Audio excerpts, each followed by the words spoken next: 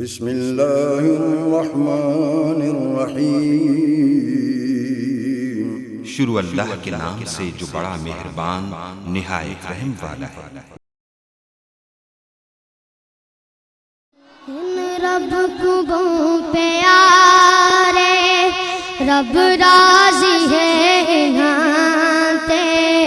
ان رب کو پیارے رب راضی ہے انہاں ایویں پیر چوم دے اسی اللہ والیاں دے ان رب کو پیارے رب راضی ہے ناتے ایویں پیر چوم دے اسی اللہ والیاں دے ان رب کو پیارے خالق دی کل خدائی انہاں دی بادشاہی خالق دی کل خدائی جو چاو دے نہ کر دے دین دے سپاہی جو چاو دے نہ کر دے۔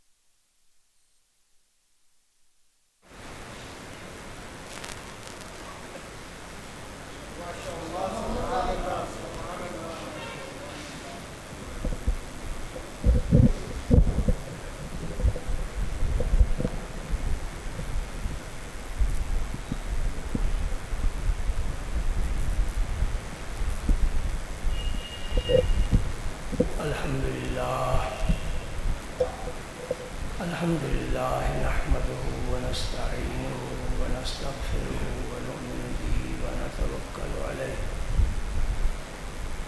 ونعوذ بالله من شرور أنفسنا ومن سيئات أعمالنا من يهده الله فلا مضل له ومن يضلل فلا هادي له ونشهد أن لا إله إلا الله وحده لا شريك له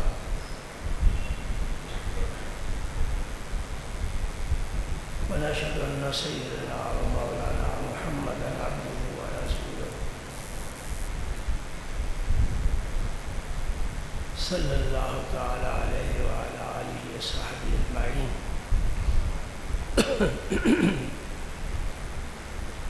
اللہم صلی علی سیدنا محمد وعلی آل سیدنا محمد وبارک وسلم۔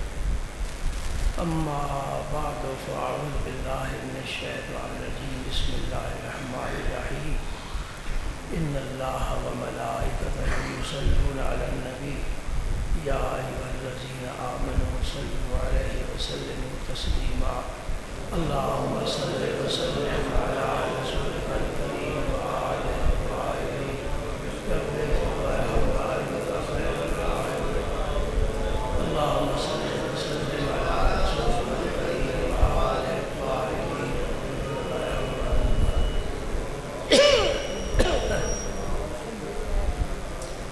حاضرین و سامعین، سبق سب آپ کو یاد ہے، ہم صرف آپ کو یاد دہانی کراتے ہیں تازہ ہو جائے۔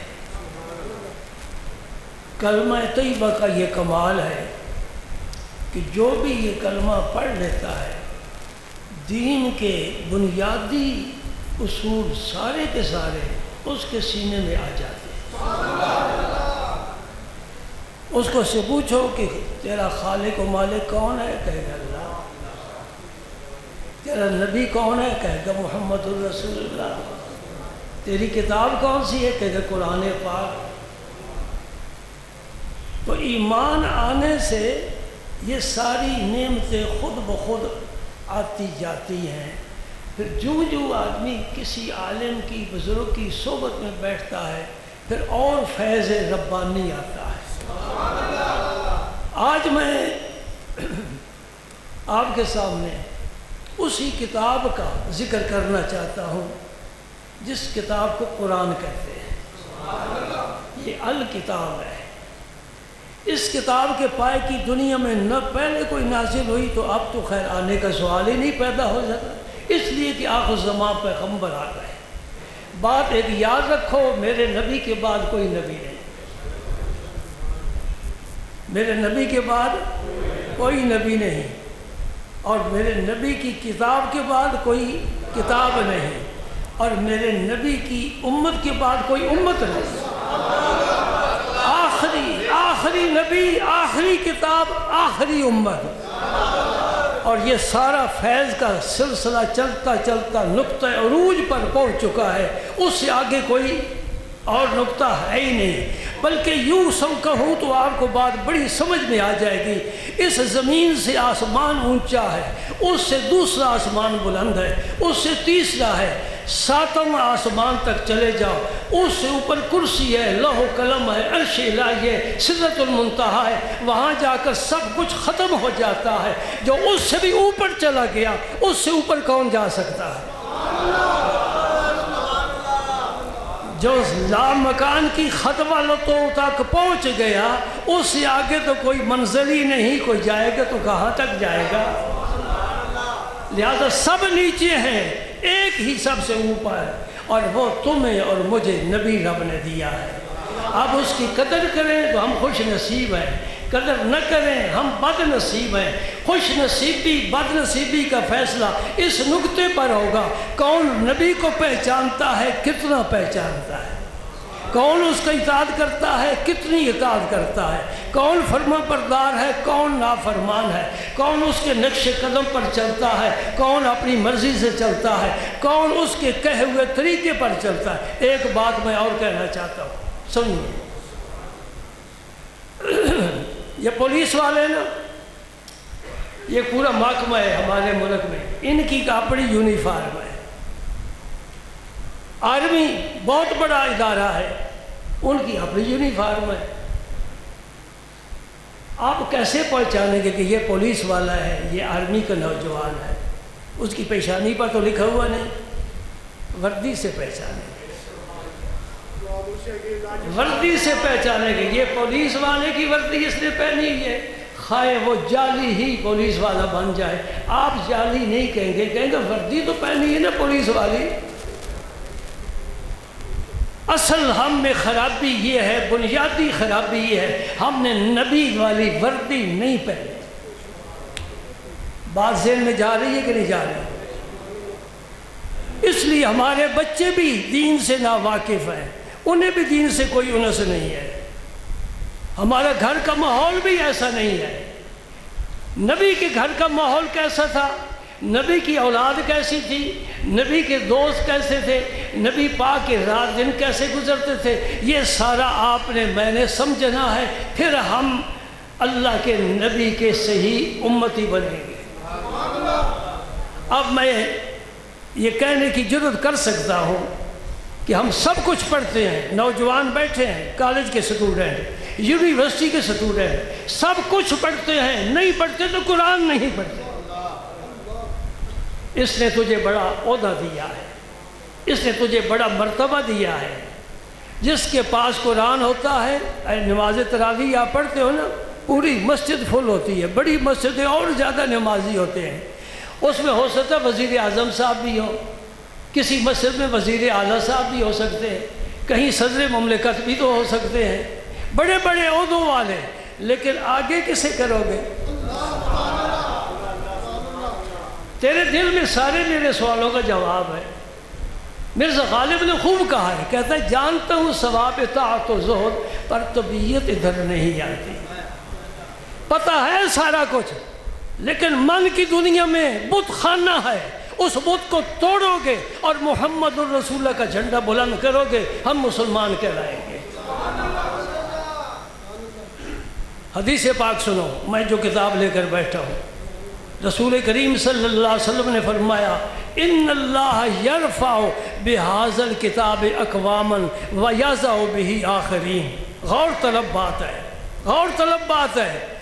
اللہ کا نبی فرما رہا ہے اس قرآن پاک کی وجہ سے اللہ تعالیٰ قوموں کو عروج بھی دیتا ہے اور زوال کی پستی میں بھی ڈالتا ہے۔ جس نے اس قرآن کو سمجھا ہے اور اس پر عمل کیا ہے، اس کو سینے سے لگایا ہے، اس سے تمسک کیا ہے، وہ قومیں بلند ہو جاتی ہیں، اور جو اس قرآن کو چھوڑ دیتے ہیں وہ ذلت ان کا مقدر بن جاتا ہے۔ نہیں سمجھ میں بات آ رہی؟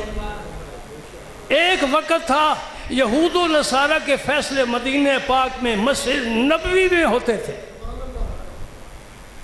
یقین ہے آپ کو میری بات ٹھیک کہہ رہا ہوں نا؟ یہودیوں کے، عیسائیوں کے فیصلے مدینہ پاک کی مسجد نبوی میں ہوتے تھے، اور آج یہ وقت ہے عالم اسلام کے فیصلے واشنگٹن میں ہوتے ہیں۔ ہم اتنے ذلیل و رسوا کیوں ہو گئے؟ اس کتاب کو چھوڑ دیا ہے، قرآن کو پڑھنا چھوڑ دیا ہے، سمجھنا چھوڑ دیا ہے، عمل کرنا چھوڑ دیا ہے۔ میدان جہاد میں بہت سے صحابہ شہید ہو گئے۔ حضور فرماتے تھے ان کو یک جا کرو، میں سب کا یک وقت جنازہ پڑھنا۔ یہ بھی جائز ہے، 2 3 4 میت ہو تو بیک وقت سب کا جنازہ ایک ہی دعا۔ لیکن جب جنازے رکھے جاتے تھے نا تو حضور فرماتے تھے جس کو زیادہ قرآن یاد ہے اس کا جنازہ آگے رکھو۔ جسے زیادہ قرآن یاد ہے، یہ نہیں جس کا زیادہ کاروبار ہے، جو سیاست میں بہت آگے ہے، نہیں، جسے قرآن زیادہ یاد ہے۔ اور سیدنا عمر فاروق رضی اللہ تعالیٰ عنہ نے اپنے دور خلافت میں حضرت نافع کو مکہ مکرمہ کا گورنر بنایا۔ آپ خود مدینہ پاک میں تھے، مدینہ پاک دارالخلافہ ہے۔ 3 صحابہ کا زمانہ گزرا ہے، ابو بکر صدیق، عمر فاروق، عثمان غنی۔ دارالخلافہ تمام عالم اسلام کا مدینہ منورہ۔ مدینہ منورہ میں جب فساد شروع ہو گئے، اور سب سے پہلا فساد عثمان غنی کی شہادت کا ہوا ہے، تو پھر علی المرتضیٰ کا دور خلافت آیا۔ آپ نے مدینہ پاک کی بجائے کوفہ کو دارالخلافہ بنایا، وہاں منتقل ہو گئے۔ تو حضرت عمر فاروق مدینہ منورہ میں اور مکہ مکرمہ کا انتظام چلانے کے لیے جو گورنر مقرر کیا، ان کا نام تھا حضرت نافع۔ ایک دن ایسے اتفاق ہوا کہ حضرت عمر فاروق مدینہ پاک سے آ رہے ہیں اور یہ گورنر آپ کا مقرر کردہ مکہ مکرمہ سے جا رہا ہے، اور مقام غصفان پر ملاقات ہو گئی۔ حضرت عمر فاروق جیسی سیاست کرنے والا دنیا میں نہ کوئی آیا ہے نہ کوئی آئے گا۔ 22,000 مربع میل پر کامیاب حکمران فقط عمر ہے جس نے عدل کر کے دکھایا ہے۔ آج کون سا حکمران ہے جو عدل کرنے والا ہے؟ عدل ختم ہو گیا۔ ایک حدیث میں آتا ہے قیامت کے دن 6 آدمی اللہ تعالیٰ کے عرش کے سائے کے نیچے ہوں گے، اللہ تعالیٰ کے سائے کے نیچے ہوں گے، یعنی اس کا جو بھی سایہ اللہ رحمت فرمائے گا۔ ان میں سے ایک امام عادل، وہ حکمران جس نے عدل و انصاف کیا ہے۔ اور دوسرا بھی سن لو نوجوانوں، شاب ناشا فی عبادت اللہ تعالی، وہ نوجوان بھی قیامت کے دن عرش کے سائے کے نیچے ہوگا جس نے اپنی جوانی اللہ کی عبادت میں گزاری۔ ہم حکمران نہیں بن سکتے تھے عدل کریں، اور عدل کرنا ہے بھی مشکل اس زمانے میں، لیکن نوجوان یہ تو کر سکتا ہے کہ اس کا رات دن اللہ کی بندگی میں گزر جائے اور اس طرح اللہ کے حضور حاضر ہو جائے، قیامت کو اس سے بھی اللہ اپنی رحمت کا سایہ عطا فرمائے گا۔ تو حضرت سیدنا عمر فاروق نے حضرت نافع سے جو گورنر تھے مکہ مکرمہ سے پوچھا کہ اپنا قائم مقام کسے چھوڑ کر آئے ہو؟ خالی مقام نہیں رہنا چاہیے، صاحب منصب امام کا ہی اگر وضو ٹوٹ جاتا ہے، خون آ جاتا ہے یا کوئی صورت بن جاتی ہے تو وہ اس کے پیچھے جو کھڑا ہے فوراً اسے آگے کرے اپنی جگہ اور خود وضو کرنے کے لیے چلا جائے۔ اور اس لیے حکم ہے امام کے پیچھے وہ کھڑا ہو جو امامت کے قابل ہو۔ اور یہ مسئلہ بھی سن لو، کہیں ایسا اتفاق ہوتا ہے بجلی کی روڈ نہیں ملتی، لاؤڈ سپیکر خراب ہو جاتا ہے تو مکبر کھڑے کہتے ہیں۔ مکبر کے لیے بھی یہ شرط ہے کہ وہ امامت کے قابل ہونا چاہیے، فاسق فاجر مکبر نہیں بن سکتا۔ جو امامت کرا سکتا ہے وہی بلند آواز سے تکبیر بھی کہہ سکتا ہے، خواہ جہاں بھی کھڑا ہو۔ مسئلہ فقہ کا سمجھ میں آ گیا؟ کیا بات میں نے کہی ہے کہ جگہ خالی نہیں چھوڑ سکتے۔ اسلامی ریاست کا حکمران اگر آنکھیں بند کر جاتا ہے تو فوری طور پر پوری امت مسلمہ کی ذمہ داری ہے کہ اس کا نائب پہلے منتخب کرے، اذان ہونے سے پہلے منتخب کرے، اس لیے کہ نماز اس نے پڑھانی ہے۔ بات ذہن میں جانے دو، میں ایک مسئلہ سمجھانے چاہتا ہوں، میں تمہید ہے جب اسلامی ریاست کا حکمران، قائد، امیر، امام، خلیفہ آنکھیں بند کر جائے، سب سے پہلا کام امت مسلمہ کا کیا ہے؟ اس کا نائب مقرر کرے۔ یہی مسئلہ تھا جب سرکار کا وصال ہوا تو سقیفہ میں سارے صحابہ جمع ہو گئے، جس پر آج اتنا شور مچایا جاتا ہے کہ نبی کے جنازے کو چھوڑ دیا اور خلافت کے پیچھے لگ گئے۔ خلیفہ ہونا ضروری ہے، اس زمین کو نبی کے نائب سے ایک لمحہ بھی خالی نہیں ہونا چاہیے۔ مسئلہ کچھ تھا، بنا کچھ دیا۔ بات کہے کسے بنا کر آیا؟ انہوں نے کہ میں عبد الرحمن کو بنا کر آیا ہوں۔ وہ عبد الرحمن جو غلام ہے، جی اس کو بنا کر آیا۔ فرمایا مکہ مکرمہ میں تو اشراف قریش رہتے ہیں، یہ تو بڑے خاندانی لوگ ہیں، اور قریش کا تو کوئی امام ہو ہی نہیں سکتا، کوئی امیر نہیں ہو سکتا، کوئی حکمران نہیں ہو سکتا۔ حضور نے فرمایا تھا الائمۃ من قریش۔ اس ایک فکرے نے انصار کو ٹھنڈا کر دیا۔ جب خلافت کا مسئلہ چل رہا تھا نا، انصار کہتے تھے کہ ہم زیادہ خدمت کرنے والے ہیں، لہذا ہم امیر بنیں، اور اگر آپ مہاجرین بھی ہمارے ساتھ شامل ہونا چاہتے ہیں، ایک آپ میں سے ہو، ایک ہم میں سے ہو۔ حضرت ابوبکر صدیق نے یہ حدیث سنائی، فرمایا نبی پاک نے فرمایا تھا الائمۃ من قریش، تم قریشی نہیں قریشی امام بنے گا۔ جہاں تھے انصار وہیں ٹھنڈے ہو گئے۔ ہم رسول اللہ کے اس فرمان کو سر آنکھوں پر رکھتے ہیں، ہم دستبردار ہوئے، تم جسے چاہو امیر بنا لو۔ اور میں اگلے روز بھی دوستوں سے کہہ رہا تھا، انصار کا یہ کمال ہے، دستبردار ہو جانا، خلافت سے، حکومت سے، امور سلطنت کسی کو دے دینا، یہ بہت کمال کی بات ہے۔ انصار کی خدمت میں ہم ہدیہ تبریک پیش کرتے ہیں۔ کمال قسم کے لوگ اللہ نے اور اللہ کے رسول نے تیار فرمایا وہ عبد الرحمن جو غلام ہے،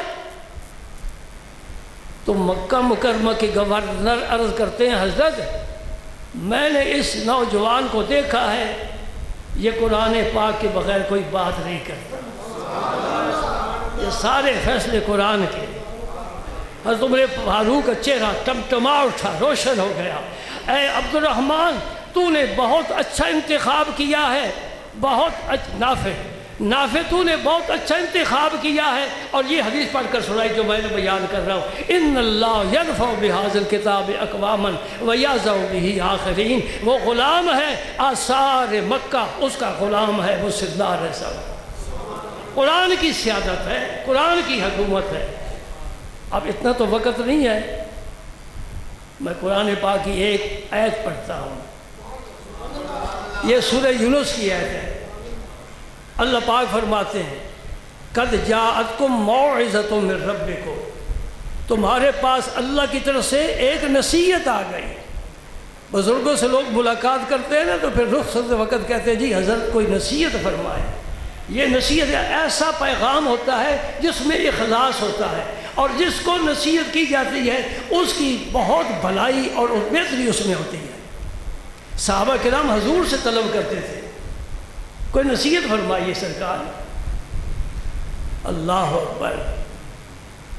تو اللہ پاک فرماتا ہے قد جاءتکم موعظۃ من ربکم، یہ ایسی نصیحت ہے جو تمہارے رب نے تمہارے پاس بھیجی ہے۔ وشفاء لما فی الصدور، سینے میں جو بیماری ہے نا، حسد ہے، کینہ ہے، بغض ہے، عداوت ہے، بخل ہے، کنجوسی ہے، دنیا کی محبت ہے، یہ سینے کی بیماری ہے۔ یہ MBBS ڈاکٹر کے پاس نہیں علاج، یہ درویشوں کے پاس علاج ہے۔ یہ شفاء لما فی الصدور ہے، سینے کی جتنی بیماریاں ہیں یہ قرآن، کوئی حامل قرآن تیرے اوپر نازل کرے سب سینے کی بیماریاں دور ہو جائیں۔ اسی کا ذکر بنی اسرائیل میں فرمایا وَنُنَزِّلُ مِنَ الْقُرْآنِ مَا هُوَ شِفَاءٌ، یہ تو شفا ہے۔ اور کیا فرمایا وَهُدًى، یہ سراپا ہدایت ہے۔ سورہ بقرہ میں فرمایا هُدًى لِلْمُتَّقِينَ، اور آخر میں کیا فرمایا وَرَحْمَةٌ لِلْمُؤْمِنِينَ، یہ ایمان والوں کے لیے قرآن کیا ہے؟ رحمت ہے۔ میں سادہ ترجمہ کر رہا ہوں، تفسیر میں نہیں جاتا، ورنہ یہ 4 موضوع مستقل بنتے ہیں۔ یہ قرآن موعظت کیسا ہے، الگ جمعے کا موضوع ہے۔ یہ قرآن شفا کیسا ہے، الگ موضوع ہے۔ ہدایت کیسی ہے، الگ موضوع ہے۔ اور کیا فرمایا رحمت للعالمین، رحمت للمؤمنین۔ ہاں مجھے نقطہ یاد آ گیا، قرآن کیا ہے؟ ایمان والوں کے لیے۔ آپ بھی کہہ رہے ہیں تو ایمان والے تو دنیا میں تھوڑے ہیں، بے ایمان زیادہ ہیں۔ تو قرآن ہدایت کن کے لیے ہے؟ ایمان والے کے لیے۔ اور جو قرآن لایا وہ ہدایت کن کے لیے ہے؟ عالمین کے لیے ہے۔ وہ رحمت ہے تو عالمین کے لیے ہے، قرآن ہدایت ہے تو مومنین کے لیے ہے۔ فرمایا میرے حبیب تو کافروں کے لیے بھی رحمت ہے، مومنوں کے لیے بھی رحمت ہے، عرش والوں کے لیے بھی رحمت ہے، فرش والوں کے بھی رحمت ہے۔ جنات بھی فائدہ اٹھائیں گے، ملائکہ بھی فائدہ اٹھائیں گے، نبی بھی اٹھائیں گے، رسول بھی فائدہ تیری رحمت سے اٹھائیں گے۔ اور رحمت للعالمین ہے، یہ ہدی للمؤمنین ہے، ایمان والوں کے لیے ہدایت ہے، اس لیے کہ ایمان والے اس کی ہدایت سے فیضیاب ہوتے ہیں۔ اب قرآن پاک کی تو 114 سورتیں ہیں، ہر سورت کے فضائل ہیں، اور ہر سورت میں کتنی آیات ہوتی ہیں۔ سب سے زیادہ لمبی سورت سورہ بقرہ ہے جو 2 پاروں سے بھی آگے چلی گئی، ہر آیت کے الگ فضائل ہیں۔ پھر ایک آیت کے اندر جو الفاظ ہیں ہر لفظ کی فضیلت الگ ہے۔ میں مثال کے طور پر آپ کو پیش کرتا ہوں۔ ایک بزرگ تھے، یہ قدیم زمانے کی بات ہے، ان کا نام تھا محمد بن سماک، سین کے ساتھ اور کاف چھوٹا، محمد بن سماک، مرجع خلائق تھے۔ لوگ زیارت کے لیے آتے، فیض پاتے، دعائیں کراتے، دین سیکھتے، اپنے باطن کا تزکیہ، تصفیہ، تخلیہ کرتے۔ یہ سارے کام ہم نے چھوڑ دیے، ہم فارغ ہو گئے، کماؤ کھاؤ، بس ہمارا منشور مختصر ہے، کماؤ کھاؤ۔ اور کمانے میں بھی ہم نے حلال حرام کی تمیز اٹھا دی ہے۔ وہ بیمار ہو گئے تو آپ کے مریدوں نے عرض کیا حضور یہاں ایک یہودی ہے اور بڑا وہ معالج ہے، حکیم ہے، طبیب ہے، بڑے نسخے ہیں اس کے پاس، کافی مریض جاتے ہیں، اللہ شفا دیتا ہے، تو اجازت ہو تو ہم بھی چلے جائیں قارورہ لے کر۔ اب اکثر لوگ قارورہ نہیں سمجھتے، یہ عربی کا لفظ ہے، اس کی جمع قواریر آتی ہے، شیشہ جس سے بوتل بنتی ہے شیشے کی، اب پلاسٹک آ گیا، ویسی قواریر ختم ہو رہے، اس میں چھوٹا پیشاب لے کر جاتے تھے حکیم معالج کے پاس، وہ دھوپ میں رکھا دیتا تھا اور اس سے اس مریض کی مرض کو، بیماری کو پہچان جاتا تھا۔ ٹیسٹ نہیں لینے پڑتے، 30-40 لاکھ روپیہ تو ٹیسٹوں پہ نظر ہو جاتا ہے۔ یا یہاں ہاتھ رکھتے تھے، یہ نبض، یہ چھوٹی انگلی، اس میں رب نے حص رکھی ہے، بشرطے کہ ساری زندگی 5 کلو کا وزن میں سے نہ اٹھایا ہو، تب یہ حص باقی رہتی ہے۔ یہاں رکھتے تھے اور نبض کی حرکتوں نے بتا دیتی تھی اس مریض میں کیا بیماری ہے۔ میں نے اپنی آنکھوں سے ایسے طبیب اور حکیم دیکھے ہیں، شاید آپ بھی ہوں گے۔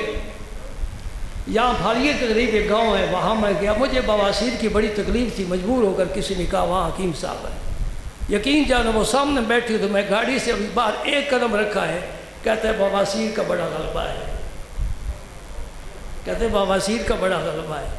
ابھی ملاقات نہیں، نبض نہیں دیکھی، پوچھا نہیں، یہ کیا چیز ہے؟ اللہ پاک مومن کے سینے میں نور رکھ دیتا۔ اور یاد رکھ، جس طرح مریض کی بیماری کو پرکھ جاتا ہے، اسی طرح ولی اللہ سینے کے راز کو بھی سمجھ جاتا ہے۔ یہ نہ سمجھ کہ یہ صرف علاج ہی ہے، یہ باطنی علاج بھی ہے۔ وہ کہتے ہیں کہ یہ کس قسم کا مریض ہے؟ نبی پاک صلی اللہ علیہ وسلم سے سوال کی گیا، ای الاعمال افضل ہو، یا رسول اللہ سب سے افضل عمل کیا ہے؟ حدیثیں پڑھو، جواب مختلف ملتے ہیں، حالانکہ جواب ایک ہی ہونا چاہیے۔ شارحین حدیث نے لکھا ہے یہ جواب حضور مختلف کیوں دیتے؟ کسی کے لیے فرمایا نماز افضل ہے، کسی کے لیے جہاد افضل ہے، کسی کے لیے کہ ماں باپ کی خدمت افضل ہے۔ یہ الگ الگ جواب کیوں دیے؟ سوال ایک ہے، جواب ایک ہی ہونا چاہیے۔ شارحین حدیث فرماتے ہیں جس میں جو کمزوری ہوتی تھی حضور وہی جواب دیتے تھے۔ جو جہاد سے کرنی کتراتا ہے فرمانے کے لیے تیرا افضل ترین عمل جہاد کرنا ہے۔ جو ماں باپ کی خدمت میں سستی کوتاہی کرتا ہے پوچھتے یا رسول افضل ترین عمل کیا ہے؟ فرماتے تھے ماں باپ کی خدمت کرنا۔ یوں ہی چلا جاؤں تو اچھی بات نہیں ہے، بات جو دی کی ہے تو کوئی دلیل بھی دینی چاہیے نا۔ آج تو دلائل کا زمانہ ہے، دلیل مان جائے بڑی بات ہے، پھر بھی دلیل بھی نہیں مانتے۔ میں ایک وہ کتاب آپ کے سامنے رکھ رہا ہوں جس کو لکھے ہوئے 1100 سال ہو گئے، میرے پاس موجود ہے، 11 صدیاں گزر گئی ہیں۔ الرسالہ امام عبد الکریم اللہم صلی علی سیدنا محمد وعلی آل سیدنا محمد وبارک وسلم قشیری۔ یہ بھی سن لو، کوئی چیز بھول جاؤ تو درود پاک پڑھا کرو، یہ صحابہ کرام کا طریقہ تھا۔ کوئی چیز بھول جاؤ نا درود پاک پڑھو، انشاءاللہ یاد آ جائے۔ القشیری کا لفظ میرے ذہن سے اتر گیا تھا، فوراً آ گیا۔ اللہ کی جناب میں نبی کا درود پیش کیا، اللہ پاک نے میرے ذہن میں وہ چیز اتار دی۔ یہ ان کا قریب تعارف بتا دوں، لاہور چلے جاؤ، زیادہ دور جانے کی ضرورت نہیں ہے۔ داتا علی حجویری کے یہ استاذ ہے، قریب تعارف ہو گیا۔ ہے چھوٹا سا باریک، اس کا سائز ذرا لمبا ہے، لیکن ایٹم بم چھوٹے ہی ہوتے ہیں۔ یہ کتاب یہ ایٹم بم کی طرح۔ ایک یہودی ہر جنید بغدادی کی خدمت میں حاضر ہوا۔ یہودی بھی پتہ ہے نا داڑھیاں رکھتے ہیں، ٹوپی بھی پہنتے ہیں۔ میں نے انگلینڈ ان کو دیکھا، میں کہتا یہ کسی کا مسجد کا خطیب ہے، انہوں نے کہا یہ پرلے درجے کا بے ایمان ہے، یہ یہودی ہے، لمبا کوٹ پہنا ہوا اس نے۔ یہودی آ گیا لباس مسلمانوں کا پہن کر، آپ کو میں نہیں کہوں گا داڑھی رکھو، یہ تمہارے پیار کی بات ہے، میں وہ پہلے کہہ چکا ہوں، نبی کی وردی پہنو، سر پر ٹوپی ہو، چہرے پر داڑھی مبارک ہو، نماز کا پابند ہو، جیب میں مسواک ہو اور زبان پر نبی کے درود کے نغمے ہو، پھر تو نبی کا غلام ہے۔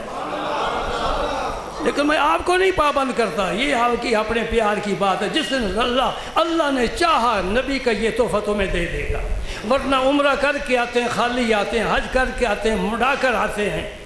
ہم نہیں کہتے کسی کو کچھ کر نہ کر، لیکن ہم نیک و بد حضور کو سمجھائے جاتے ہیں۔ یہودی آ گیا،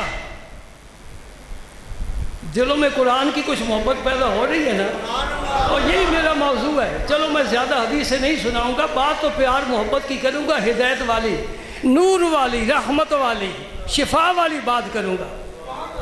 ایک حدیث ہے میرے آقا کریم کی، اتقوا فراست المومن فإنه ينظر بنور اللہ۔ یہ حدیث 1400 سال سے چلی آ رہی ہے، ہر زمانے میں علماء نے، صلحاء نے، اصفیاء نے اسے قبول کیا ہے۔ آج یہ آواز سننے میں آتی ہے کہ یہ حدیث کی اصل نہیں ہے۔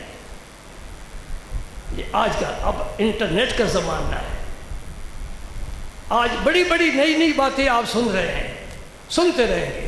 داتا علی حجویری کی کتاب کھول کر اس پر تنقید ہو رہی ہے، داتا صاحب کی کتاب پر، جس کے ترجمے کیے ہیں علماء نے، جس کی شرح لکھی علماء نے، جس کے درس لیے علماء نے، اور داتا صاحب کو تقریباً 800-900 سال گزر چکا ہے۔ 900 سال میں اس امت کے کسی عالم نے اس پر اعتراض نہیں کیا۔ اب بتاؤ، علم اب اٹھ رہا ہے زمین سے یا آسمان سے گر رہا ہے، یا ان لوگوں کے پاس علم تھا جو تقوی کی نظر سے قرآن کو پڑھتے تھے؟ اتقوا فراست المومن، مومن کی فراست سے بچو۔ فراست کیا ہوتی ہے؟ دل کا نور، فإنه ينظر بنور اللہ، وہ اللہ کی عطا کردہ نور سے دیکھتا ہے۔ افمن شرح اللہ صدرہ للاسلام فهو علی نور من ربہ، جب آدمی اسلام کے طریقے پر چلنا شروع کرتا ہے، اخلاص پیدا ہوتی ہے، استقامت پیدا ہوتی ہے، اللہ پاک کو بندہ آ جاتا ہے پسند ہے، اللہ پاک اس کے سینے میں وہ نور کا چراغ روشن کر دیتے ہیں، پھر آنکھیں بند ہوں تب بھی دیکھتا ہے، پھر عرش تک نظر جاتی ہے، لیکن اس کا وقت نہیں ہے۔ میں اختصار سے بات کر رہا ہوں۔ یہودی نے مسلمانوں والا لباس پہنا، اندر زنار پہنتے تھے، ایک دھاگا جو اس کندھے کے اوپر سے اور دائیں بغل کے نیچے سے ہوتا تھا، وہ اندر باندھا ہوتا تھا، اسے زنار کہتے ہیں۔ وہ چھپا کر، مسلمانوں کی شکل بنا کر، مسلمانوں کا لباس پہن کر آ کر مجمع میں بیٹھ گیا۔ حضرت جنید بغدادی واز فرما رہے ہیں، 14ویں صدی کا کوئی مولوی واز نہیں کر رہا، جنید بغدادی سید الطائفہ، جو ولیوں کے سردار مانے جاتے ہیں، کہتے ہیں بزرگ جو وہ بات کہہ دیں سارے ولی کہتے آمین، سبحان اللہ۔ واز کے دوران یہودی اٹھ کھڑا ہوا، اس نے کہا جی میں ایک حدیث کا مفہوم سمجھنا چاہتا ہوں۔ آپ نے فرمایا بیان کرو حدیث، میں مطلب بیان کروں گا۔ اس نے یہی حدیث پیش کی تھی رسول اللہ کی، کہ رسول پاک نے فرمایا مومن کی فراست سے ڈرو، یعنی اس کے دل کی آنکھیں جو دیکھتی ہیں نا اس سے ڈرو، وہ اللہ کے نور سے دیکھتا ہے۔ اس نے تو اس کا معنی پوچھا نا، بایزید بستامی نے اس کا معنی کیا بتایا؟ فرمایا زنار توڑ، کفر چھوڑ، میرے مصطفیٰ کا کلمہ پڑھ رہے۔ میں نے یہ کتاب بڑی محفوظ رکھی ہوئی ہے، مجھے جان سے زیادہ پہ۔ میں جب انگلینڈ گیا تھا 2 سال وہاں رہا ہوں، یہ کتاب لے کر گیا تھا، اور خلوت میں اس سے بہتر میرا کوئی یار، کوئی دوست نہیں ہے۔ سبحان اللہ، یہ پرانے نسخے ہیں، پرانے نسخے۔ اللہ اکبر۔ اب تو آپ کے گھروں میں مٹی کی ہانڈی نہیں ملے گی، بھائی پرانی بات ہو گئی۔ اب پریشر کوکر آ گئے، مٹی کی ہانڈی نہیں، اور ڈوئی وہ لکڑی کی ڈوئی نہیں، جو اس میں استعمال ہوتی تھی، ہر چیز بدل گئی۔ جتنے بیٹھے ہو میرے سمیت، کسی نے آج سرما لگایا ہے؟ یہ رسول اللہ کی سنت ہے۔ رات کو سوتے وقت 3 سلائیاں دائیں آنکھ میں، 3 بائیں آنکھ میں۔ آپ سرما سرہانے کے نیچے رکھ کر سویا کرتے تھے۔ ہم سب نے چھوڑ دیا، میں نے تو اس لیے چھوڑ دیا کہ میری آنکھوں میں خارش ہوتی ہے، ورنہ میں نے بچپن سے لے کر اس وقت تک جب میں انگلینڈ کے وہاں کی آب و ہوا اس کو برداشت نہیں کرتی، ڈاکٹروں نے کہا ہے کہ یہاں سرما بچوں کو جو لگاتے انہوں نے لگایا کرو، آنکھوں میں خارش پیدا ہوتی ہے۔ یہ آنکھ کی غذا ہے اور نبی کی سنت ہے۔ مسواک چھوڑ دیا نا، چھوڑنے کے ہم بڑے شوقین ہیں، چھوڑتے چلے جاؤ، چھوڑتے چلے۔ بھائی انگلیوں کا خلال کرتے ہو، یہ چھوڑ دیا ہے، یہ بھی نبی کی سنت ہے۔ جب وضو کرو بازو دھو تو اس طرح انگلیوں کا خلال کرو، پاؤں کی انگلی کا خلال کرو، چھوڑ دیا نا۔ گھر جاؤ تو حضور نے فرمایا السلام علیکم کہو، کہتے ہو سلام، حضور نے فرمایا اس سے برکت ہو گئی۔ ہمیں برکت کی ضرورت نہیں ہے، ہمیں تو پیسہ چاہیے۔ میں کہاں تک شمار کروں؟ قرآن کہتا ہے کلمہ پڑھنے والی گھر سے نکلے، سر سے لے کر پاؤں تک چادر میں اپنے آپ کو چھپا کر نکلے۔ یا ایھا النبی قل لازواجک وبناتک ونساء المؤمنین یدنین علیہن من جلابیبہن۔ قاری صاحب قرآن کی آیت ہے نا، دیکھنا چاہو نکال کر دکھا دیں گے۔ اللہ پاک فرماتا ہے میرے نبی اپنی بیویوں کو بھی کہہ دے، اپنی بیٹیوں کو بھی کہہ دے۔ کیا کہا؟ بولو نا، کیا کہا؟ اپنی ایک ہی تھی تو بیٹی ہوتا تھا، ایک ہی بیٹی تھی تو بنتے کا ہوتا، بنات جمع کا کسیہ کیوں کیا ہے؟ اس کا مطلب ہوا نبی کی ایک بیٹی نہیں 4 بیٹیاں ہیں۔ کوئی مانے نہ مانے جائے، جہنم میں قرآن گواہی دے رہا ہے۔ جس طرح نساء جمع ہے، حضور کے 11 ازواج مطہرات، جمع کا صیغہ، بیٹی ایک ہوتی تو بنات کا کی بجائے بنت کا، بنت بیٹی کو کہتے، بنات جمع کا صیغہ ہے، اپنی بیٹیوں کو کہتے۔ وَنِسَاءِ الْمُؤْمِنِينَ، اور ایمان والوں کی عورتوں سے بھی کہہ دو، کیا کہہ دو؟ یُدْنِینَ عَلَیہن مِن جَلَابِیبِہن، سر سے لے کر پاؤں تک چادر اوڑھ کر باہر نکلو۔ تیرا پردہ کدھر گیا؟ کدھر گیا؟ کچھ سوچا کرو دوستو، کچھ غور کیا کرو، کچھ دین کو سمجھو، کچھ عمل کرنے کی کوشش کرو۔ غیر محرم گھر میں آ جاتا ہے بغیر اجازت کے۔ قسم جتنے ہیں سب غیر محرم ہیں، ہم نہیں پرواہ کرتے۔ اور دیور کسے کہتے ہیں؟ شوہر کے چھوٹے بھائی کو کہتے ہیں نا۔ اس کے بعد حضور سے پوچھا گیا یا رسول اللہ یہ گھر آج، فرمائے تو موت ہے۔ صاف لفظوں نے حضور نے فرمایا یہ تو موت ہے تیرے لیے، یہ تیرے گھر کی ساری عزت تباہ و برباد کر دے گی، پردہ کرا اپنی بیوی کا، پردہ ختم۔ اچھا آپ جاگتے ہوئے آدمی کو کیا جگانا ہے؟ جگائیں اس کو جو سویا ہوا ہو۔ آپ سب سمجھتے ہیں، میں آپ کو کیا بتاؤں؟ یہ بات آپ کے علم میں نہیں جو بیان کرنے لگا ہوں۔ فرمایا تو یہودیت چھوڑ، زنار توڑ، کلمہ پڑھ۔ یہ کس سے نظر آیا؟ کیمرے سے؟ کوئی اور ایسا آلہ ایجاد ہے جو سینے کے اندر دیکھ لے؟ نہیں، یہ اللہ کا نور ہے۔ کیا ہے؟ اللہ کا نور ہے۔ پردے ہٹانے والا فقط اللہ ہے، یہ علم دینے والا فقط اللہ ہے۔ جو یہ عقیدہ رکھے کہ اللہ کے بغیر کوئی جانتا ہے وہ بے ایمان ہے، مشرک ہے۔ عقیدہ یہ رکھ اللہ جب چاہتا ہے پردے اٹھا دیتا ہے، جب چاہتا ہے پردے اٹھا دیتا ہے۔ اگر نہیں سمجھ میں آتا تو مسجد نبی کو دیکھ، اس کا محراب دیکھ، اس کی سمت کعبے کی طرف دیکھ۔ جب مسجد بناتے ہو میرے پاس کئی لوگ آتے ہیں، میں نے وہ کیا کہتے ہیں جی، کمپاس، جزاک اللہ، میں نے کمپاس رکھا ہوا ہے، اس کے ساتھ ایک بک بھی ہے، اس پر سارے پورے دنیا کے نمبر لکھے ہوئے ہیں کہ اس نمبر پر فلاں شہر کا سے سمت قبلے کی معلوم کی جاتی ہے۔ حضور کے زمانے میں کمپاس تھا؟ مسجد نبوی کا جب سنگ بنیاد رکھا، مسجد قباء کا پہلے رکھا تو سیدھا رکھا نا؟ سیدھا ہے کہ نہیں؟ اب کمپاس لے کر جا کر دیکھ لو سیدھا کعبہ شریف کی طرف۔ کیسے پتہ چلا؟ نہیں، ایسی بات نہیں ہے۔ وہ بھائی قطب ستارہ نظر آتا ہے، وہ دائیں کندھے پر ہو تو کعبہ سامنے ہوتا ہے، رکھ لیا، چلو جی ٹھیک ہے۔ صحابہ کرام بڑے پریشان ہو گئے جی، کعبہ دیکھے ہوئے مدت ہو گئی، یا رسول اللہ کعبہ کیسا ہے؟ بھول گئے۔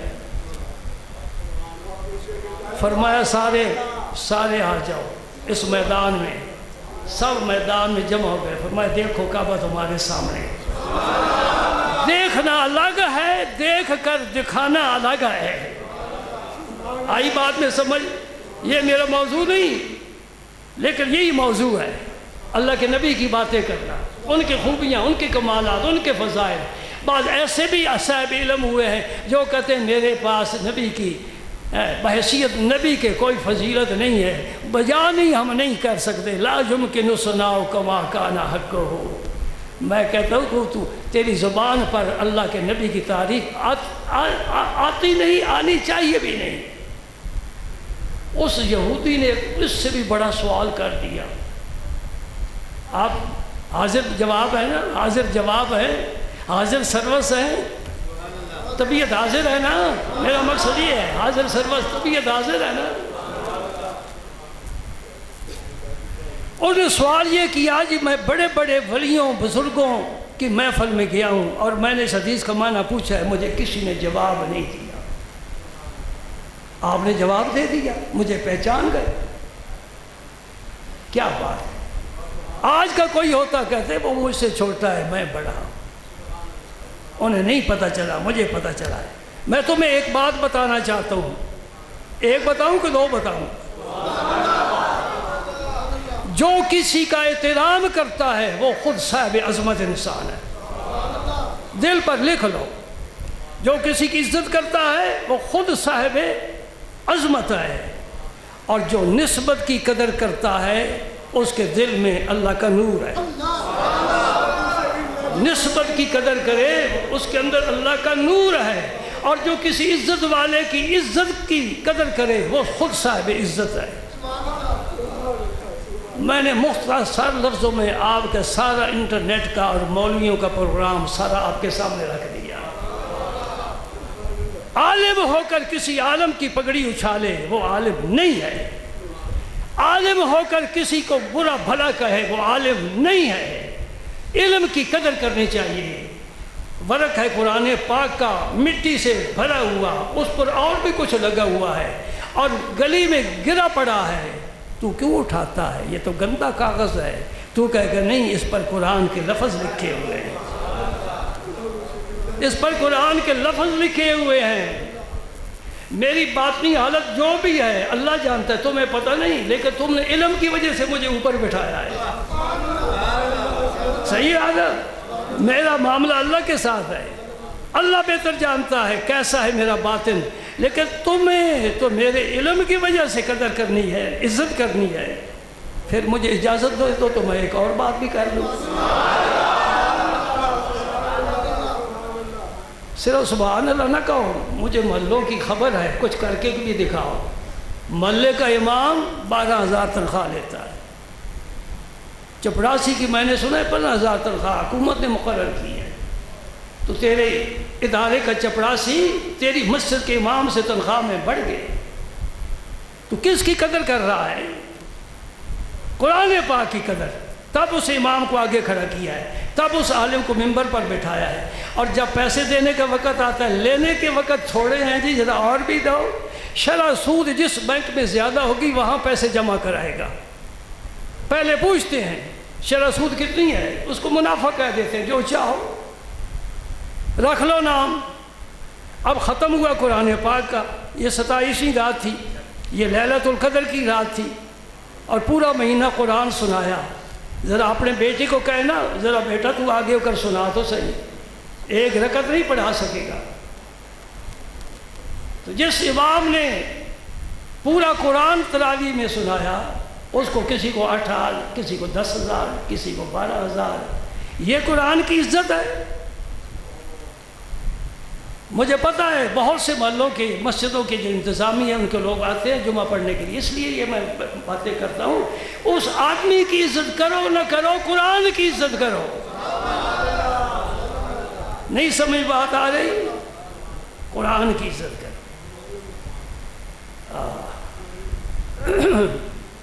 پہلے وقتوں کی بات کرتا ہوں، بڑے بڑے امیر لوگ تھے، ان کی فیکٹریاں نہیں ہوتی تھی، تجارت کرتے تھے، تو انہوں نے علماء کے وظائف مقرر کیے ہوتے تھے کہ یہ لوگ دنیا میں کوئی کام نہیں کرتے، ان کا سلسلہ معاش کا بند ہے، روزگار نہیں ہے، روزگار کریں تو کتابوں کا مطالعہ کون کرے، ہمیں مسائل کون بتائے، دین کون پھیلائے۔ یہ فارغ ہو کر بیٹھے ہیں، ان کو کام ہے دین کا پیغام لوگوں تک پہنچانا، باقی ان کی ضروریات ہمارے ذمہ ہیں، ہمارا فرض ہے ضروریات پوری کریں۔ لطیفے کی بات سناؤں، میرے ایک ساتھی کل مجھے کہنے لگے کہ میری خالہ نے نا باہر سے کچھ پیسے بھیجے ہیں، کچھ اس ادارے کے لیے کچھ اس ادارے کے لیے، اور آپ سے نے کہا کہ دعا کرو۔ میں نے کہا پیسے وہ لے گئے، دعا میں کیوں کروں؟ نہیں تو صاحب کی بات کی ہے نا، نہیں سمجھ رہے بات؟ یہ قوم کا فرض ہے کہ علماء کی اور قراء کی، حفاظ کی، دین والوں کی خدمت کرے تاکہ ان کے نظام بھی چلتا رہے۔ اور اگر امام مسجد نے دکان بنا لی محلے میں، تم کہو کہ مولوی صاحب یہ کیا تم نے کیا؟ وہ کہے بھائی میں اپنے بچوں کا مستقبل کیسے سنواروں؟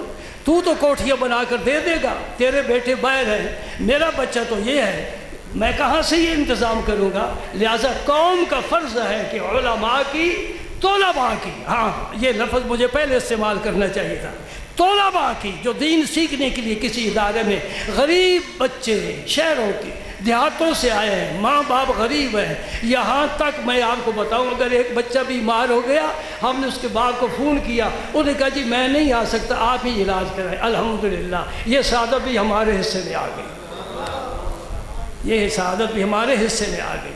ہماری گاڑیاں دیکھ کر بعض لوگ ترچھی نظر سے دیکھتے ہیں، یہ مولوی کو سادہ ہونا چاہیے۔ میں نے کہا جی یہاں سائیکل ایسا ہوا پنچر ہو اور اس کا وہ جو چین ہے وہ بھی ٹوٹا ہوا ہو، مولوی صاحب کے کندھے پر 1.5 روپے کا رومال ہو اور وہ جا رہے ہوں، تو پھر تو مولوی صاحب بہت اچھے ہیں نا، بہت اچھے ہیں۔ اور خدا کے بندوں دین والوں کو اونچا کرو، رب نے اپنے دین کو اونچا کیا ہے، قرآن کو اونچا کیا ہے، اس علم کو اونچا کیا ہے، دین والوں کو اونچا کرو، کہ ہم سے آگے ہونا چاہیے۔ یہ کیا طریقہ ہے؟ یہودیوں نے یہ اپنایا ہے، عیسائیوں نے اپنایا ہے، ان کے پادری ہم سے بہت اچھی رہائش میں رہتے ہیں، انہیں بڑی قیمتی گاڑیاں ملتی ہیں۔ یہ سعودیہ میں چلے جاؤ، ایک مسجد کا ایک امام نہیں ہے، مسجد نبی شریف کے کتنے امام ہیں، تھک جاتا ہے 5 وقت نماز پڑھائے، پروٹوکول ہے ان کا، قیمتی گاڑیاں، قیمتی لباس۔ اور یہ ختم قرآن کے موقع پر تم صرف یہی دیکھتے ہو نا، یہ قرآن انہوں نے نیچے رکھ دیا، یہ کعبہ شریف کی طرف پاؤں پھیلا کر بیٹھے ہیں، یہ دعا نہیں مانگی اٹھ گئے ہیں، یہ جی سنتے نہیں پڑھتے، عیب دیکھتے ہو خوبیاں نہیں دیکھتے۔ یہ ختم قرآن کے موقع پر یقین جانو جتنا خاندان شاہی، وہ بڑے بڑے بکس لباس کے اور نقدی کے، تحفے تحائف کے، ہر ایک آدمی امام کو بطور تحفہ بھیجتا ہے۔ یہ قرآن پاک کے ختم کے موقع پر یہ قدر ہے قرآن پاک کی۔ اور ان کے جو ائمہ ہیں اور جو مدرسین ہیں بڑی بھاری تنخواہیں لیتے ہیں، بڑی سہولتیں ہیں، مکان حکومت نے دیا ہوا ہے، تنخواہیں حکومت کی طرف سے، اور بجلی کا بل فری، سب کچھ فری۔ تمہارے یہاں کیا حال ہے؟ مولوی جی آنا ذرا ختم پڑھ جانا، مولوی چلے گئے آگے، جب ختم پڑھ چکے، ختم تو پڑھا بڑا ذوق کے ساتھ، جب دسترخوان بچھا، چھولے والے چاول، سبحان اللہ سبحان اللہ، اور حرور ریڑھی سے وہ لائے جس میں کیڑے پڑے ہوئے۔ آئے ہائے، تو نے قرآن کو نہیں پہچانا، قدر نہیں کی قرآن پاک کی۔ طلباء کی قدر کرو، یہ رسول اللہ کے مہمان ہیں، یہ اللہ کا دین سیکھنے کے لیے آئے ہیں، یہ خدا کی قسم بڑے قیمتی ہیں، یہ ہاتھ اٹھائیں، رب کے ان کے ہاتھ واپس نہیں کرتا۔ جو آپ کے نیچے کارپٹ ہے، رات کو ہی ہم نے بچھایا ہے، یہاں میرے دارالعلوم کے بچے انشاءاللہ سجدے کریں گے، میں تو ان کی بڑی عزت کرتا ہوں، ان کے لیے میں نے جب ادارہ بنایا تھا یہ سوچ کر بنایا تھا کسی کوٹھی پر جائیں تو یوں نہ دیکھتے پھرے کہیں کہ زیادہ سے زیادہ میرے کمرے جیسا ہی ہے، ایسے ہی ایک مکان نہیں ہے، نہیں ایسا۔ لوگ گزرتے ہیں، بڑے بڑے علماء گزرتے ہیں، بریک لگا کر پوچھتے ہیں یہ کس کا مدرسہ؟ میں کہا یہ ایک درویش کا مدرسہ ہے، جس کا ہاتھ کسی امیر کے خزانے میں نہیں ہے، کسی فیکٹری والے کے میں ہاتھ نہیں ہے، محمد مصطفیٰ کا رب دینے والا ہے۔ معیار اونچا کرو، معیار اونچا کرو۔ ایک میں نام نہیں لیتا، آپ کے شہر کے ایک چودھری صاحب ہیں بڑے، وہ 200 روپیہ ابتدائے آفرینش سے آج تک 200 روپے ہی دیتے تھے مدرسے کو، 200 روپیہ۔ تو ایک دن طالب علم نے انہیں روح افزا کا گلاس پلا دیا تو کہنے لگے ذرا معیار اونچا کرو، یعنی بوتل پلایا کرو۔ میں نے دل میں سوچا تیرا معیار وہی ہے 200 روپے والا ہے، ادھر تو معیار چاہتا ہے اونچا ہو سکتا ہے تو بھی ذرا اونچا ہوگا۔ خدمت کیا کرے اداروں کی۔ مجھ سے آج دن تک کسی نے نہیں پوچھا کہ اے سی چلاتے ہو بل کہاں سے آتا ہے؟ نمازیوں کے لیے سہولت ہے نا، تراویح پڑھتے ہو تو اے سی چلاتے ہو تو اچھا خاصا، یہ بڑے ہیوی قسم کے اے سی ہیں۔ لیکن میں اپیل نہیں کر رہا، میں صرف تمہارے لیے ایک راستہ تمہیں دکھا رہا ہوں کہ اس راستے پر چلو، عزت والا راستہ اپنے لیے بھی اور ان طلباء کے لیے بھی۔ اپنے بچوں کو اچھا کھانا کھلاؤ، اپنے بچوں کو اچھا کھانا کھلاؤ۔ اچھے کھانے کا کیا مطلب ہے؟ یہ ہانڈی ڈالتے ہوئے نہ پکاؤ، زیتون میں پکاؤ۔ بچوں کو انگور، انجیر، کھجوریں کھلاؤ، دودھ پلاؤ، خالص دودھ مل جاتا ہے پلاؤ، اچھی غذا پلاؤ تاکہ یہ جہاں بیٹھے اونگتے ہی نہ رہیں۔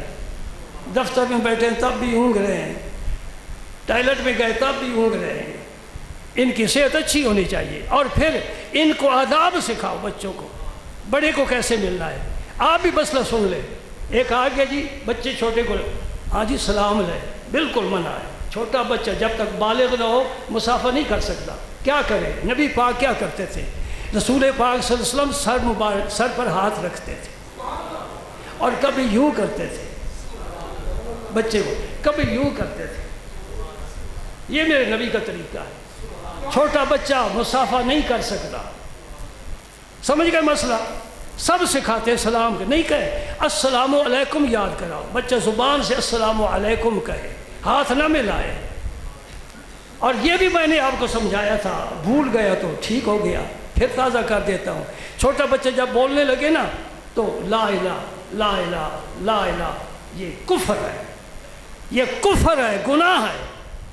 بچے کو لا الہ نہ سناؤ، کیا پڑھائے؟ الا اللہ الا اللہ الا اللہ۔ جب یاد ہو جائے پھر کہو لا الہ الا اللہ لا الہ الا اللہ لا الہ الا اللہ۔ لا الہ کا معنی کوئی اللہ ہے ہی نہیں۔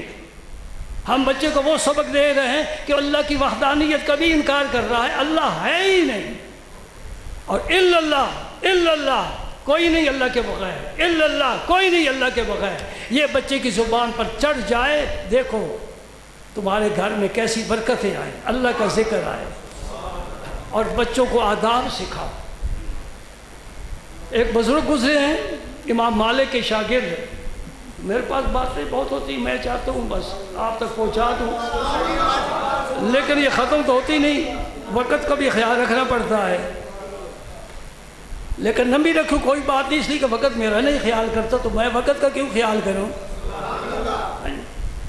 امام مالک کی شاگرد ہیں، یہ پہلی دوسری صدی کی بات کر رہا ہوں، دوسری صدی کی، پہلی کی نہیں دوسری صدی کی بات کر رہا ہوں۔ امام مالک نے پوری زندگی مبارک مدینہ پاک میں مسجد نبوی میں درس حدیث دیتے گزارا ہے۔ ان کے شاگرد فرماتے ہیں میں نے 18 سال امام مالک کے پاس گزارے ہیں، اور 18 سال امام مالک نے مجھے کوئی حدیث کا درس نہیں دیا، کوئی فقہ کا نہیں دیا، نہ قرآن پڑھایا ہے، صرف ادب سکھایا ہے۔ 18 سال مجھے ادب سکھایا ہے، اور پھر 2 سال مجھے حدیث پڑھائی ہے۔ فرمایا بیٹا اب تو فارغ ہے، فرماتے میں افسوس کرتا ہوں وہ 2 سال بھی مجھے ادب سکھاتے، اس لیے کہ ادب سیکھنے سے علم آ جاتا ہے، علم حاصل کرنے سے ادب نہیں آتا۔ یہ تو سلطان العارفین بھی فرما گئے نا، سلطان باغ صاحب بھی فرما گئے علم پڑھیا پر ادب نہ سیکھیا، کی لینا علم نو پڑھ کے۔ ہے نا، علم پڑھیا ادب نہیں سیکھیا کی لینا. جس آدمی کی زبان پر ادب والا جملہ نہیں. اچھا بات ختم کر کے میں اپنی تقریر ختم کرتا ہوں. کہاں بیٹھے ہیں؟ جنید بغدادی کی مجلس میں. یہودی سامنے کھڑا ہے، ایک سوال کا جواب مل گیا، اب دوسرا سوال کرتا ہے. حضرت میں بڑے بڑے بزرگوں کے پاس گیا ہوں جن کے بڑے حلقے وسیع ہیں، میں نے یہ سوال کیا کسی نے مجھے جواب نہیں دیا. فرمایا جواب اس لیے نہیں دیا ابھی تیرے ایمان لانے کا وقت نہیں آیا تھا. یہ اس سے بھی بات بڑھ گئی، بہت آگے چلی گئی. فرمایا اس وقت ہر کام کا وقت مقرر ہے نا. ایک آدمی کو گولی لگتی ہے اسے سلامت بچ جاتا ہے، ایک آدمی کو کچھ نہیں ہوتا صفحے پر بیٹھا بیٹھا مر جاتا ہے. وقت آ گیا، گولی سے نہیں مرتا، وقت آ گیا. فرمایا اس وقت تیرے ایمان لانے کا ابھی وقت نہیں آیا تھا، اب وقت آ گیا ہے. میں سوال کرتا ہوں وقت تو لوح محفوظ پر لکھا ہوتا ہے، وہ صرف اسرائیل کو پتہ ہے یا اللہ تعالیٰ علم دینے والا؟ اللہ پاک تو سارے علم ہے، وہ تو علم کا خزانہ ہے. تو جنید بغدادی کو کیسے پتہ چل گیا؟ مولانا روم کا ایک فقرہ سن لو تو میں فارغ، اس لیے کہ یہ پھر اب میں جواب نہیں دوں گا. وہ کیا فرماتے ہیں؟ فرماتے ہیں لوح محفوظ است پیشانی یار. مطلب یار کی پیشانی پر ساری لوح محفوظ لکھی ہوتی ہے. تو یار کا جلوہ دیکھ لے تجھے لوح محفوظ کا مطالعہ ہو جائے گا. ولی اللہ جب چاہے، اللہ کیا کہا میں نے؟ ولی اللہ جب چاہے اللہ لوح محفوظ پر جاتی پا سکتا ہے اور لکھا ہوا مٹوا بھی سکتا ہے. مٹا نہیں سکتا، مٹوا سکتا ہے. اگر کسی شخص کے ذہن میں یہ بات نہیں آئی، جمعے کے بعد میرے پاس بیٹھ جائے، میں لائبریری سے تفسیر مظہری نکال کر پڑھ کر سناؤں گا. دیکھ لیں حضرت مجدد الفسانی نے اپنے بیٹوں کے شاگردوں کی شکاوت کو نیک بخشی سے لکھوایا ہے. یہ نوشتہ ایسا ہے جو مٹ نہیں سکتا، تبدیل نہیں ہو سکتا. قلم چل گیا، رب کا چل گیا. لیکن قرآن میں ہی رب فرماتا ہے یمحو اللہ ما یشاء ویثبت وعندہ ام الکتاب. رب چاہتا ہے تو مٹاتا ہے، رب چاہتا ہے تو لکھتا ہے. بات سمجھ آ گئی؟ تھوڑا اشارہ کر دوں. تفسیر مظہری 8 جلدوں میں ہے، عربی زبان میں ہے. قاضی ثناء اللہ پانی پتی لکھنے والے ہیں، عربی زبان میں ہے. میں پڑھ کر سناؤں گا انشاءاللہ. میں نے حوالے لکھے ہوئے ہیں. یہ دھوپ میں داڑھی سفید نہیں کی، یہ کتابوں نے مجھے چاٹ لیا ہے اور بچپن سے ہی چاٹ لیا ہے. ابھی داڑھی نہیں آئی تھی، بال سر کے پہلے ہی سفید ہو گئے. میں کہ آنے دو، یہ رب کا نور ہے. جو رنگتے ہو نا تمہیں بھی مسئلہ سمجھا دو. سب سے پہلے داڑھی مبارک میں سفید بال ابراہیم علیہ السلام کے آئے تھے. اس سے پہلے کسی نبی کے، کسی انسان کے سفید بال نہیں. جب انہوں نے شیشہ دیکھا تو بڑا تعجب ہوا، بال تو سیاہ ہوتے ہیں، یہ سفید کہاں سے؟ یا اللہ یہ کیا ہے؟ فرمایا میرا نور آ گیا، یہ میرا نور آ گیا. قربان جاؤں. دوستوں کے ساتھ باتیں رب کی ہوتی ہیں نا. مجدد صاحب نے، مجدد الفسانی نے، شیخ احمد سرہندی نے، نقشبندیوں کے پیشوا ہیں، میرے بھی رہنما ہیں. مکتوبات شریف ان کی یادگار ہے اور سارے نقشبندی ان سے فیض یاب ہیں. بڑا مرتبہ، بڑا مقام ہے. ہم سب کی قدر کرتے ہیں، عزت کرتے ہیں، دل سے کرتے ہیں.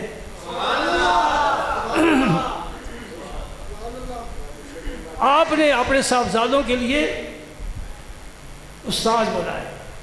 استاد پھر چوٹی کے، جس طرح آپ کامل تھے استاد بھی کامل ہونا چاہیے، بچوں کو بھی کمال پر پہنچانا ہے. لیکن جب استاد سے ملاقات ہوئی تو چہرہ مبارک جو ہے مرجھا گیا. علیحدگی میں بچوں سے فرماتے ہیں بیٹا یہ اس سے نہ پڑھنا. ابا حضور بڑی شہرت سنی ہے. فرمایا اس کی پیشانی پر لکھا ہوا ھذا شقی فی الدارین، یہ دونوں جہانوں میں بدبخت ہے. مسئلہ سمجھ میں آ گیا؟ علم سعادت نہیں دے سکتا، علم ہدایت نہیں دے سکتا، علم رب کے عذاب سے نہیں بچا سکتا. رب کا فضل، رب کا فضل رب کا کرم. بچوں نے کیا حضور پڑھیں گے اس استاد سے کسی اور سے نہیں پڑھیں گے, پڑھیں گے تب جب یہ نیک بخت ہو جائے. اب یہ زمین پر تو کام ہونے والا نہیں, یہ تو میرا اللہ ہی کرنے والا ہے. نیک بخت بنائے بدبخت بنائے, شکم مادر میں دونوں فیصلے ہو جاتے ہیں. یہ نیک بخت ہے, یہ بدبخت ہے. ہم کیسے پہچانیں؟ نیک بختوں والا کام کر رہا ہے نیک بخت ہے, بدبختوں والا کام کر رہا ہے بدبخت ہے. نمازیں پڑھتا ہے, روزے رکھتا ہے, حیا کرتا ہے, تلاوت قرآن کرتا ہے, صدقہ و خیرات دیتا ہے, نیک بخت ہے. یہ ہر چیز سے بری ہے. کیا ہے؟ فیس بک ہے اور میں ہوں, رات کی تنہائی ہے, دیکھ رہے ہیں. یہ نیک بختی کی بات نہیں ہے, یہ بد بختی. قرآن پڑھ نیک بختی, حدیث پڑھ نیک بختی, علماء کی مجلس میں جا نیک بختی. اچھی بات سننے کو تیرا جی چاہے, تجھے جمائیاں نہ آنے لگ جائیں. اباسی سمجھتے ہو نا, یہ کیوں آتی ہے؟ جب آدمی بوجھل ہو جاتا ہے. میں ایک بات کروں, کھانے کے دسترخوان پر بھی کبھی کسی کو جمائی آئی ہے؟ آگے پلیٹیں پڑی ہوں, ڈونگے بھرے ہوں, ڈشیں ہوں, خوشبو اٹھ رہی ہو, پھر بھی جمائیاں لے گا؟ تو مسجد کے عالم کی تو بات سنتے ہوئے کیوں جمائیاں لیتا ہے؟ پتہ چلا ہے تجھے جسمانی غذا زیادہ پسند ہے, روحانی غذا تھوڑی پسند ہے. تیری روح بے چین اور بیزار ہے. سب زیادہ مچل گئے. انہوں نے کہا ابا حضور بس اسی سے پڑھیں گے تب جب نیک وقت ہوگا. مجدد صاحب فرماتے ہیں مجھے غوث اعظم شیخ عبد القادر جیلانی کی بات یاد آئی. کچھ غوث اعظم مانے نہ مانے, سارے علماء دیوبند شیخ عبد القادر جیلانی کا احترام کرتے ہیں. میں نے اپنے کانوں سے سنا ہے. سر الاسرار کہتے ہیں. یہ لفظ آج تک بریلوی علماء بھی غوث اعظم کو نہیں پیش کر سکے. سر الاسرار کا معنی کیا ہے؟ رب کے رازوں میں سے شیخ عبد القادر جیلانی ایک راز ہے. بڑی بات کہہ دی, بڑی بات کہہ دی. میں نے کہا غوث اعظم تو چھوٹا لفظ ہے, عبد القادر جیلانی اس سے بھی بڑے تھے. بے شک غوث اعظم نہ کہا کرو, اس سے کوئی شان آپ کی نہیں بنتی, شان اس سے بھی زیادہ ہے. آپ ایک صحابی کے بارے کہیں بڑے نیک تھے, بڑے نمازی تھے, بڑے پرہیزگار تھے, تو نے صحابی کی تعریف تو نہیں کی. یہ تو امت کا کوئی بھی انسان ہو سکتا ہے. اس طرح الفاظ کو دیکھنا چاہیے, الفاظ دیکھ کر کسی کی خدمت میں پیش کرنے چاہیے. آج میں اعلان کر رہا ہوں عبد القادر جیلانی رب کا اتنا بڑا ولی تھا کہ غوث اعظم کا لفظ اس کی شان کے لائق ہے ہی نہیں. اس سے بھی اوپر تھے. بات سمجھ نہیں. ہم نے الحمدللہ پوری زندگی ولیوں کی غلامی میں, ان کے قدموں میں, ان کی مجلسوں میں گزاری ہے. ہاں بھائی 2 بج گئے,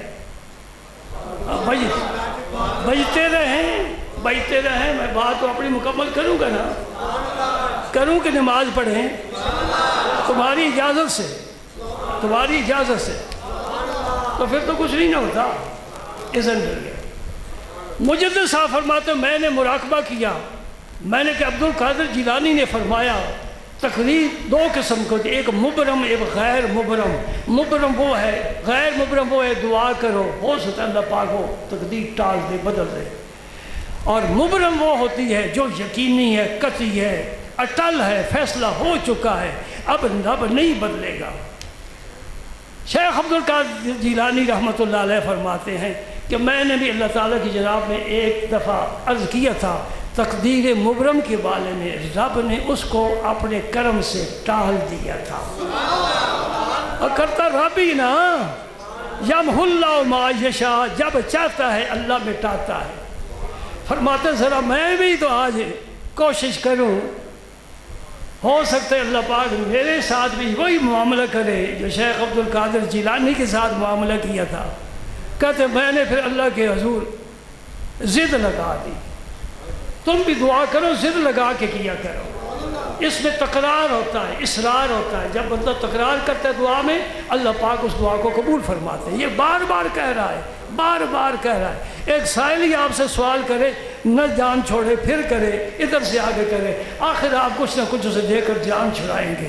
ثواب ملے گا یا نہیں ملے گا علیحدہ بات ہے، جان تو چھوٹ جائے گی نا، یہ مکھیوں کی طرح چمٹ جاتے ہیں۔ فرماتے میں نے محنت کی اللہ کی جناب میں، بڑی عاجزی کی، یہ محنت ہے۔ دعا میں محنت کیا ہے؟ عاجزی کرنا۔ جو جو عاجزی کرے گا رب مہربان ہوگا، جو جو عاجزی کرے گا رب مہربان ہوگا۔ اکڑ والے کو نہیں پسند کرتا، جھکنے والے کو پسند کرتا ہے۔ میرے نبی پر جھکنا ختم ہے، میرے نبی پر جھکنا ختم ہے۔ سبحان اللہ۔ فرماتے میں نے مراقبے سے سر اٹھایا اور میں نے نظر ڈالی لوح محفوظ پر، وہ نام مٹا کر رب نے نیک وقتوں میں لکھ دیا۔ بیٹا تمہیں مبارک ہو۔ کس نے کیا؟ مجدد الفسانی نے کیا۔ یہ اللہ کا ولی ہے، انہیں اللہ کی جناب میں دعا کی ہے، رب نے دعا کو قبول فرمایا ہے، لوح محفوظ میں تبدیلی فرما دی ہے۔ آیت میں بار بار پڑھ رہا ہوں، یمحو اللہ ما یشاء ویثبت وعندہ ام الکتاب۔ سمجھ گئے؟ آج کے خطبے میں نے کیا کچھ بیان کیا ہے، آپ یاد رکھیں نہ یاد رکھیں، دو باتیں یاد رکھیں۔ ایک تو قرآن پاک کی تلاوت نہ چھوڑیں، بالکل نہ چھوڑیں، اور تلاوت کریں ترجمے کے ساتھ کریں، کچھ سمجھیں۔ جس کا جی چاہے ترجمہ پڑھو، جس کا جی چاہے ترجمہ پڑھو۔ جمعہ یہاں پڑھتے رہو گے، جس کا جی چاہے ترجمہ پڑھو، تمہارا عقیدہ خراب نہیں ہوگا۔ یہ فقیر ضمانت دیتا ہے۔ یہاں سے جمعہ چھوڑ دو پھر میں ضامن نہیں، جمعہ میرے پاس پڑھو اور میری گفتگو سنو، اور جو بات میں دلیل کے بغیر کروں جمعے کے بعد مجھے پکڑ لو، مجھے گھیر لو، یہ بات بغیر دلیل کے کی ہے، کیوں کی ہے، اور دلیل سے کروں تو قبول کر لو، تسلیم کر لو۔ تھوڑا اللہ اکبر، اللہ اکبر۔ پہلی بات کیا ہے؟ قرآن پاک کی تلاوت نہ چھوڑو۔ نہیں وقت تمہارے پاس، ایک رکوع ہی پڑھ لو، رکوع کا بھی وقت نہیں، میں کہتا ہوں ایک آیت ہی پڑھ لو، اور جہاں نشانی رکھ لو قرآن بند کر دو، کر وہاں سے آگے پڑھو۔ اس طرح تیرا سفر انشاءاللہ والناس تک پہنچے گا، اور اللہ بھی راضی، اللہ کا رسول بھی راضی، اور قرآن بھی راضی۔ میں نے پچھلے جمعے حدیث بیان کی تھی کہ قیامت کے دن روزے بھی شفاعت کریں گے اور قرآن پاک بھی شفاعت کرے گا۔ ہم اپنا سفارشی تیار کر رہے ہیں، اس کے ساتھ رابطہ نہ ہو تو کل وہ ہمارے ساتھ نظر نہیں ملائے گا۔ سمجھ گئے؟ دوسری بات، 5 وقت نماز باجماعت پڑھو، 5 وقت نماز باجماعت پڑھو، اور وضو با مسواک کرو۔ مسواک بڑی اعلیٰ عبادت ہے، نبی کی اعلیٰ سنت ہے۔ حضور نے سب سے آخری عمل جو فرمایا وہ مسواک ہے، اس کے بعد حضور نے کوئی عمل نہیں فرمایا، اور جو ارشاد فرمایا آخری، الصلاۃ وما ملکت ایمانکم، لوگوں نماز نہ چھوڑنا اور اپنے ماتحتوں کا بڑا حق کا خیال رکھنا۔ یہ ہمارے سامنے کشمیر کالونی بن رہی ہے، آرمی والے بنا رہے ہیں، جس کو مقرر کیا ہے۔ کل میرے پاس ایک مزدور آ کر اتنا رویا، میں نے سمجھا کہ یہ خودکشی کر جائے گا، میاں والی کے رہنے والا ہے۔ چلا گیا واپس، کہتا پیسے نہیں مل رہے، میں گھر بچوں کے لیے کیا لے کر جاؤں۔ آج سے 1400 سال پہلے میرے نبی نے فرمایا تھا وَمَا مَلَكَتْ أَيْمَانُكُمْ، جو تمہارے ماتحت ہے، ملازم ہے، سیل مین ہے، بیٹا ہے، چھوٹا بھائی ہے، بیوی ہے، جو بھی تمہارے ماتحت ہے اس کے حقوق کا خیال رکھو۔ اتنی جامع بات فرما دی۔ یہ 2 جملے پورے جمعے کا خطاب ہے، الصلاۃ وما ملکت ایمانکم۔ اور پھر سن لو، علی المرتضیٰ رضی اللہ تعالیٰ عنہ کی چادر کی ضرورت تھی، اور آپ کے غلام کو بھی چادر کی ضرورت تھی۔ یہی لباس عرب میں استعمال ہوتا تھا جو آج ہم احرام باندھتے ہیں، یہ نبی پاک کا لباس ہے۔ اللہ پاک نے یہ احرام ہمارے لیے اس لیے ضروری قرار دیا ہے، گھر میں جو مرضی پہنو، جب میرے دروازے پر آؤ میرے یار کا لباس پہن کر آؤ۔ اس لیے یہ احرام باندھا جاتا ہے، اس میں اور تو کوئی حکمت نہیں ہے نا۔ ایک قمیص شلوار میں اچھی طرح سے طواف ہو سکتا ہے، رمی ہو سکتی ہے اور سائی ہو سکتی ہے. اس تہبند کا ایک آدمی عادی نہیں، اس نے تہبند باندھا ہوا ہے، وہ بار بار نیچے جائے گا. اور جن کو ماشاء اللہ مبارک یہ جو صوبہ ہے نا درمیان والا، یہ ذرا زیادہ پھیلا ہوا ہو تو ان کو تو تہبند ہاتھ میں قابو کرنا بڑا مشکل ہوتا ہے، تو شلوار تو قابو کر لیتی ہے. تو یہ اچھا لباس تھا. فرمایا نہیں یہ نہیں لباس پہننا، اس میں کوئی چھوٹا ہوگا تو ہلکا لباس، بڑا ہوگا تو امیرانہ لباس پہنے گا. میں چاہتا ہوں میرے دروازے پر آئے تو ایک جیسا لباس ہو، ایک رنگ ہو اور میرے یار کی وردی پہنی ہوئی ہو.